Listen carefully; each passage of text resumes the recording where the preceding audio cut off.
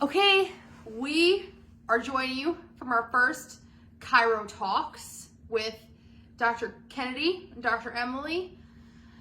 We're going to wing it. I normally talk by myself and then just go through my tangents, but Emily's going to tag in when she can. So, first talk this week is going to be about ear infections. I personally have been feeling like I've been slacking a little bit because the amount of moms and dads coming in here like, yeah, my kids have an ear infection, and then they're not bringing them to get adjusted. I'm like, what am I doing? So yes, we should be on your stop if you think your child has an ear infection. We should be the first stop. We should be coming here. And then if you're still feeling like we need to see the pediatrician, then go from there. But like there's so many things we can do before we go that antibiotic route. I wanted to look up the percentage of how many ear infections in 2024 were viral. Okay, 70%. I thought it was higher than that, but still, 70% are viral. So why are we giving an antibiotic for a virus? I'm gonna let you sit with that one. I have my own tangent about that. I have a phrase about that. So a lot of the time you go to the urgent care and you have a viral ear infection, but your kid's in a lot of pain. They might be spiking a fever. So you're in the urgent care or you're at the pediatrician's office. They're just gonna give you, you're going there for a purpose. So they're just gonna give you an antibiotic because they feel dumb if you leave without anything. But if you ask them, does my child actually need this? They might say no. They might say wait a couple days, see if it escalates, and then give it. So then you have it on hand. You don't necessarily have to use it. But a lot of the time they just take it and go because they have to hurry up and get to the next person. That makes sense. So Crew. And CYA. Yeah. Crew has been my kiddo that tends to get ear infections sometimes, and I'm not perfect. I've called and he's gotten an antibiotic before. Have we given it? No, but we've had it on hand because we were going to the weekend, and I'm not cruel. I don't want my kid to be in pain if it truly is bacterial, and that's what would help. You hear me say all the time, there is a time and a place for Western medicine. It just doesn't need to be used and abused. So what can we as chiropractors do? Obviously, the both of us are going to say we're going to get adjusted. Even if you come see Emily for nutritional recommendations, we're going to start with adjustments because that's bare bones what we do. We need to clear the nervous system and we need to make sure that it's functioning at its highest capabilities because that's how the body heals itself. So after that, I'll let you say your recommendations for that first, and then I'll go into kind of mine. I don't want to step on my toes. The big problem with ear infections is yes, they're viral, and yes, a lot of the time they come after things like teething or they come after like the flu or something. It's a drainage issue, and that's why we want to get adjusted because there's a very small crevice and a small space, especially the younger we are, for that fluid to drain, and it has trouble draining. So like I know Kennedy does a lot of pharyngeal sweeps.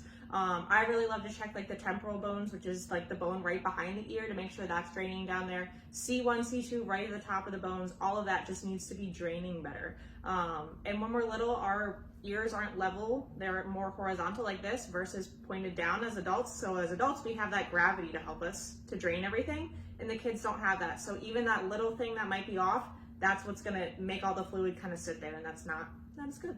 Yep.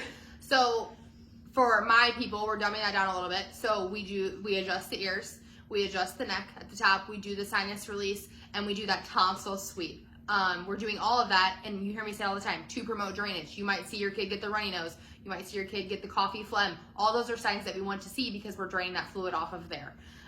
When the kids get those last molars is when those tubes start to kind of gravitate more down. So you may struggle if you have a kid that tends to struggle. This may be an ongoing thing.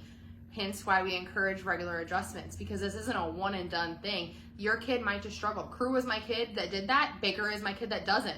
Noah doesn't struggle with ear infections. Yeah, her next kid might. I've never had an ear infection in my life. So I just wasn't anything I ever dealt with. And I did as a kid. So it's just kind of like some kids struggle more than others. It's not a one size fits all approach, and that's kind of our basis here too. We're not a one size fits all practice. So please consider, if you have any questions, comment, send us a message, but please consider next time you think your kid has an ear infection to call and schedule them an adjustment first. We'd love to be that first source. Some recommendations you can try at home in conjunction with adjustments. We love, as long as the eardrum is not ruptured, please hear that again. As long as the eardrum is not ruptured, you can put things in the ear. Breast milk is a favorite of mine. If you have colostrum breast milk, that's even better. 1 drop will suffice.